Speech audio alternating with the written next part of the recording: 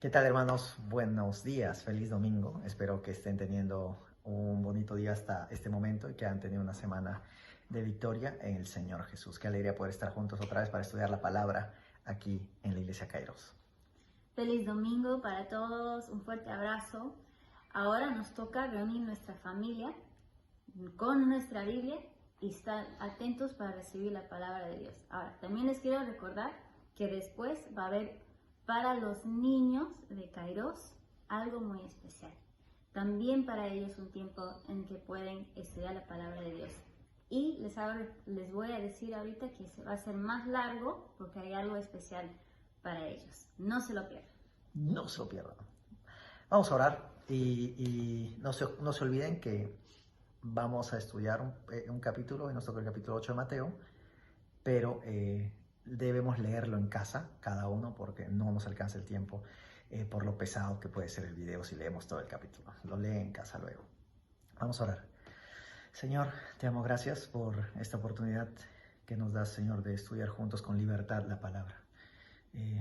Te queremos pedir que nos guíes a nosotros mientras exponemos tu palabra y a los hermanos ahí en su casa y aún a nosotros mismos nos estés transformando, porque esa es la idea, esa es nuestra meta, parecernos más a ti, para ser tus hijos que te adoran, que te dan gloria, porque eso es nuestro propósito, y también poder bendecir este mundo, bendecir a los que nos rodean. Te lo pedimos, transfórmanos con tu palabra, nuestro carácter, nuestra vida, todo en el nombre de Jesús. Amén, amén. Como habíamos dicho, nos toca ver en Mateo 8. Jesús desciende. La semana pasada terminábamos de ver el sermón del monte. Se llama el del monte porque es dado en una montaña. Jesús desciende del monte de dar su sermón y comienza a sanar a mucha gente. Había mucha gente con él porque estaban interesados en los milagros que él hacía. Jesús no solo se muestra como un maestro de moral y de ética, él también tenía autoridad y poder que lo diferenciaba de todos los maestros. Jesús deja claro en muchas ocasiones durante todo su ministerio que él no es solo un profeta, sino el Hijo de Dios. También decía, él dijo que era la luz del mundo en Juan 8:12. También que él era la resurrección y la vida en Juan 11:25. También que él era la puerta, Juan 10:9. Que era la fuente de agua que te va a satisfacer para no tener sed nunca más, Juan 4:14. Él decía que él era pan de vida, Juan 6:25. 35. 35. Que él era la verdad en Juan 14:6. Que era la vida, el camino al Padre, el Hijo de Dios en Juan 10:36. No una opción, sino que la única opción. Sí, su mensaje era bastante exclusivo. Sin embargo, hacía la invitación a todos y exclusivo para aquellos que no lo aceptan, obviamente, que rechazan. Él se presentaba como exclusividad hacia Dios. Y como siempre enseñamos en Kairos, con esta evidencia, yo debo elegir qué creer de Jesús. Si es un loco, un mentiroso o un embaucador, o es lo que Él dice que Él es. Cualquiera de las primeras opciones nos debe llevar a rechazar a Jesús, un loco, un embaucador, un mentiroso. Pero la tercera nos confronta, porque si Él es todo lo que Él dijo que Él es y ha dicho la verdad sobre sí mismo, mejor ajustamos nuestras vidas porque estamos caminando el camino de la enemistad con Dios, de la muerte eterna. Entonces Jesús hacía todos estos milagros, no solo enseñaba una vida moral, pero luego en Juan capítulo 8 continúa haciendo distintas señales, distintos milagros. Jesús primero empieza sanando a una persona con lepra. Los leprosos, las personas con lepra en Israel, eran los rechazados, los marginados de la sociedad. Y aquí quiero hacer una pausa, pues está hablando últimamente mucho acerca de esto en este tiempo. Y la verdad es que el problema de todo esto que estamos escuchando ahora del rechazo de los marginados no es la raza. Escúchame, no es el color de la piel o la procedencia de las personas. El problema es que no le otorgamos a todas la misma dignidad humana. Si tú crees que el ser humano ha sido creado a imagen y semejanza de Dios, sabes que debes respetarlos a todos. Si decidimos que el valor de la vida humana se basa en cualquier otra cosa y no en que Dios lo ha creado y les ha dado el mismo valor, entonces comenzaremos a menospreciar a otros, a las personas de color o a los blancos, los empezamos a despreciar porque son blancos, o a los de la sierra. Muchas veces hemos escuchado esas expresiones, de aquí serrano, y yo tengo ascendencia serrana con mucha alegría, o a los de la ribera, o a los que piensan distinto a nosotros. La palabra del Señor nos enseña que Dios los creó a todos, por lo tanto el respeto es a todos. ¿Por qué? Porque todos somos creación de Dios, hechos a su imagen y su semejanza. Jesús nos espanta ante lo terrible del aspecto o de la enfermedad del leproso. Tenía una apariencia muy difícil. Pero esto mismo vemos de Jesús, no solamente hacia la apariencia física, hacia el tema de la enfermedad, sino aún lo vemos con la mujer adúltera respecto a su pecado. Jesús nos espanta frente a una persona que se acerca reconociendo su necesidad de Él. Si has pecado, si sientes como leproso que no tienes lugar entre la gente, si sientes que te rechazan, busca a Jesús, busca su ayuda. Él te va a perdonar, te va a aceptar y te va a sanar. Luego vemos a Jesús sanando al siervo de un centurión. Y es algo curioso esta historia, ¿no? Porque se acerca y le dice el centurión que sana a su siervo, pero Jesús le dice que va a ir y él le dice, no soy digno que vengas a mi casa. Y le dice, yo soy un hombre de autoridad. El centurión era un soldado. Yo doy la orden y me obedecen. Le digo, anda ya, si me obedecen. Y le dice a Jesús, da la palabra y mi siervo allá donde está se va a sanar.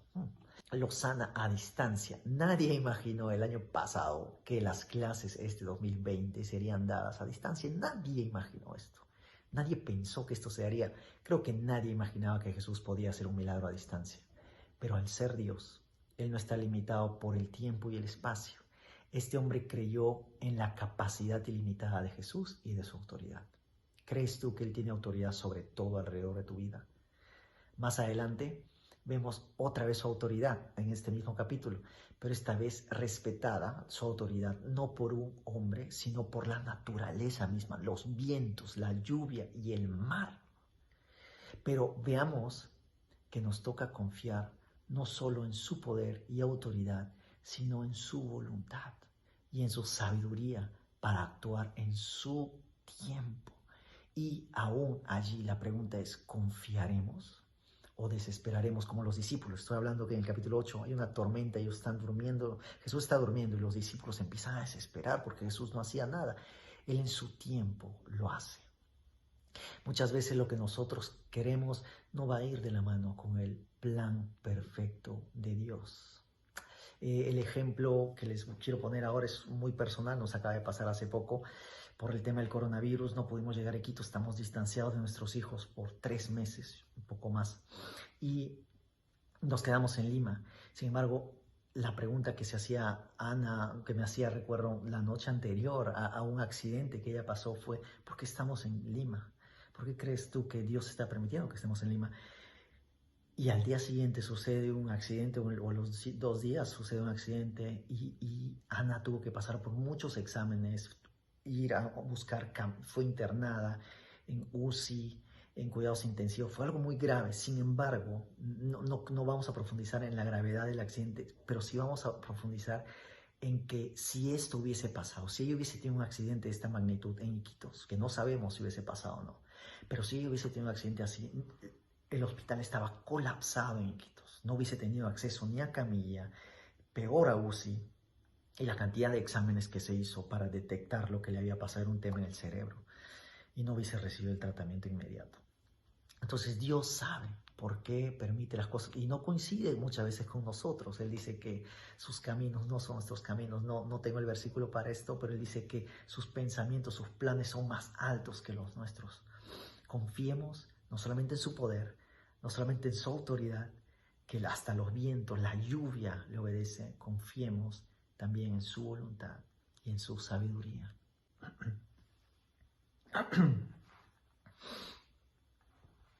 Luego vemos que Jesús sana a la suegra de Pedro, y en broma algunos decían que esa es la razón por la cual Pedro le niega a Jesús, porque le sana a la suegra. Jesús sana a la suegra de Pedro en el capítulo 8 de Mateo, y a muchos otros enfermos. Cuando termina su tiempo con la familia de Pedro, esa noche le cae un montón de gente con enfermos. ¿Por qué? Porque algo sucedía en ese tiempo. Jesús predicó el Evangelio, enseñó la palabra y suplió las necesidades de la gente siempre durante todo su ministerio. Una necesidad muy fuerte en aquel entonces, era la salud. Hoy también es necesidad, pero es muy diferente. Los avances científicos para la revolución de la medicina no llegaron sino hasta más de 15 siglos después de Jesús. En 1590 se inventa el microscopio, y con él, casi 100 años después, se reportan las primeras bacterias descubiertas en el sarro de los dientes. Entonces se descubren los microorganismos, y luego se aprende que muchas enfermedades son causadas por estos microorganismos, y entonces se comienza a avanzar hacia el descubrimiento de tratamientos correctos de muchas de estas enfermedades causadas por los microorganismos. En el tiempo de Jesús no había hospitales, no habían pastillas, no habían farmacias. Todos vimos los videos de la gente que no podía ser atendida en este tiempo de coronavirus. Al comienzo nos asustamos cuando vimos lo que sucedía en Ecuador, pero luego lo vimos en Iquitos, y les soy sincero, hubo un punto en el que ya nos estábamos acostumbrando a que fallezcan las personas en sus casas, en las calles, en las colas para ser atendidos en el hospital, ver sus cuerpos embolsados. ¿Te imaginas en el tiempo de Jesús? Casi no había nada de lo que hoy tenemos respecto a medicina. Entonces está claro que las sanidades eran una prioridad en la necesidad de la gente. Hoy podemos ayudarnos a ir al hospital, hoy debemos ayudarnos a tener acceso a la ciencia médica que Dios nos ha permitido descubrir. Dios puede sanar aún milagrosamente en estos tiempos, pero recordemos que ahora también tenemos la ciencia ya otorgada por Dios mismo, así que la necesidad no es para nada en la misma intensidad. Aprovecho para animarles a velar el uno por el otro, ayudar a alguien a llevar al hospital, ayudarle a comprar medicinas. De hecho, tenemos como iglesia un paquete de medicinas que solamente vamos a estar donando, regalando a las personas que vengan con receta médica. Entonces, no son todas las medicinas, pero son algunas medicinas que usted puede pasar la voz si tiene algún familiar, algún vecino que tiene una receta médica y tal vez no tiene los recursos para acceder a la medicina. Puede coordinar con el hermano Homero, que es el que está encargado, le hemos delegado esta responsabilidad a él. Como seguidores de Cristo, debemos aprender que somos llamados a predicar su evangelio, enseñar su palabra y suplir las necesidades de los que nos rodean. Primero, ayudar a nuestros hermanos en Cristo. La pregunta es, ¿lo estamos haciendo o estamos en casa negándonos a hacer algunos sacrificios en favor de nuestros hermanos? Recuerda que nosotros somos la iglesia. No esperes que la organización Kairos te invite a hacer algo por tu hermano. Si eres seguidor de Cristo, eres la iglesia, tú debes estar haciendo estas tres cosas: predicar el evangelio, enseñar la palabra y servir a otros, ayudar a otros a suplir sus necesidades. Nos parecemos a veces al escriba. En Mateo 8 hay dos personas que quisieron seguir a Jesús, un escriba y un joven. El escriba quería seguir a Jesús, pero no había entendido que mucho de lo que significa seguir a Jesús significa dejarlo todo y quedarte sin nada. Jesús dijo, el Hijo del Hombre no tiene dónde poner su cabeza, lo dice ahí en Mateo 8, y era literal. Jesús estaba en Capernaum, no era su pueblo, se tenía que quedar en la casa de Pedro. Nos parecemos también al hijo que quería primero cobrar su herencia, cuando le dice, Jesús, te quiero seguir, pero déjame enterrar primero a mi padre. No es que su padre había muerto, sino que era una manera de decir, déjame que mi padre fallezca, me deje la herencia para seguirte. Es que no tengo cosas, pero Jesús quiere que le sigamos aún sin tener ese sentimiento de seguridad con nosotros que buscaba este joven. Mateo 16:25 dice, porque todo el que quiere salvar su vida la perderá, y todo el que pierda su vida por causa de mí la hallará, dice Jesús. Finalmente termina Mateo 8 con la historia de los endemoniados gadarenos. Primero debemos notar que en el Evangelio de Marcos y Lucas se narra el mismo evento señalado, pero con solo un gadareno. Esto es interesante porque muestra la autenticidad de la historia. Hay algo que se llama la crítica textual y lo que hace es comparar los textos para ver si son fiables, si son verídicos o, si al contrario, son fraudulentos. Y uno de los indicadores de su veracidad es que deben haber diferencias. ¿Te ha pasado alguna vez que estás narrando una historia a alguien, algo que te ha pasado, algún familiar, y cuando estás narrando algunos detalles, otra persona que estuvo contigo en ese evento te empieza a corregir? Bueno, los dos estuvieron, los dos coinciden en el tema principal, pero en algunos detalles van a haber ciertas diferencias. Aquí todo parece indicar que eran dos personas poseídas por demonios, pero uno de ellos era el que destacaba y fue el que mantuvo la conversación con Jesús. Entonces Marcos y Lucas deciden enfocarse en este uno, mientras Mateo se enfoca en ambos. Es bueno leer toda la Biblia como un todo, y cuando hay pasajes que se repiten o se narran desde otra perspectiva, podemos aprovecharlos para comprender mejor todo lo que sucedía y todo lo que nos quiere enseñar. Al final de la historia sucede algo curioso. Viene la gente, ve al gadareno, a este hombre que había estado poseído y que hacía cosas locas, vivía en el cementerio, andaba desnudo, en cadenas. Lo encuentran sentado a los pies de Jesús y sentado y vestido. Seguro algún discípulo donó su ropa, ¿no? Importante servirnos los unos a los otros. Pero la gente se asusta y querían que Jesús se vaya.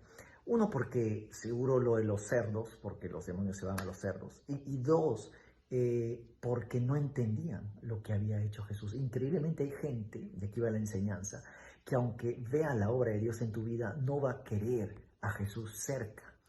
Es increíble, parece ilógico, pero no te puedes desanimar por esto, porque esto suele pasar. Con el tiempo, la obra de Dios siempre prosperará. Tal vez no quieran seguir a Jesús al comienzo, pero dicen en Marcos 5:20 respecto a los gadarenos, dice, y se fue y comenzó a publicar en Decápolis cuán grandes cosas había hecho Jesús con él, y todos se maravillaban. Con el tiempo, lo que Dios hace en tu vida, tu testimonio, va a acompañar a tus palabras. Puede que rechacen a la iglesia, al pastor, al líder, pero tú, que eres amigo y familiar de ellos, con tus frutos, tu ejemplo y tus palabras al predicar la palabra del Evangelio, puedes hacer la obra de Dios y extender su reino en todas las vidas de la gente. Ahora, se acabó, pero vamos a hacer una conclusión, vamos a ver cómo lo aplicamos a nuestra vida. Para eso, esta belleza. ¿Se acuerdan? Primero, Dios nos creó a todos. No hay diferencia de persona por color, por idioma, etc. En su valor, no hay diferencia en su valor, en su dignidad. Todos somos iguales, creados por un mismo Dios. Tratemos a todo ser humano con el mismo respeto. Que sus obras sean los que te lleven a decidir si es buena persona o no. 2. Jesús se acercó a los rechazados, a nosotros, a los pecadores. Podemos y debemos hacer lo mismo. 3. Jesús tiene autoridad para sanar porque es Dios. Debes tú confiar en Él, aun cuando todo alrededor nos quiere empujar a abandonar nuestra fe. 4. Jesús predicó el Evangelio, enseñó la palabra de Dios y suplió las necesidades de la gente.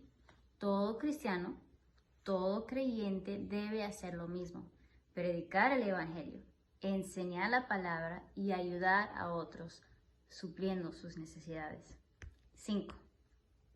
Seguir a Jesús no siempre será algo que te garantice lo mejor en términos terrenales. Es más, tendremos que perder y sacrificar mucho. Tendremos que confiar no solo en su poder, sino también en su voluntad, su tiempo y su sabiduría. Y 6. Aunque veas que la gente no se acerque a Dios, aunque vean sus bendiciones, no hay que desesperarnos. En su tiempo, a través de ti, a través de mí, va a haber fruto en la vida de la gente que te rodea, que nos rodea. Así es. Vamos a orar y vamos a pedirle al Señor que nos ayude a retener esto y a aplicar, porque nada sirve que solamente lo sepamos, debemos aplicarlo. Vamos a orar. Señor, gracias por tu palabra, por tu enseñanza. Hay mucho que debemos aprender, Señor, que todo lo que hemos escuchado hoy, Señor, nos transforme. En otras palabras, que lo apliquemos. Ayúdanos ahí en casa, a nuestros hermanos, a todos. Ayúdanos a aplicar tu palabra, Señor, a servir a otros, a amar a todos y servir a todos por igual. Señor, a confiar en ti, a confiar en tu sabiduría, en tus tiempos, en tu voluntad, a dar frutos y dejar que tú nos uses para predicar el Evangelio a otros y suplir las necesidades de otros. Úsanos en el nombre de Jesús. Amén, amén, amén. Que Dios le bendiga. No se olviden del video para niños que va a estar muy bueno hoy. Nos vemos. Chao.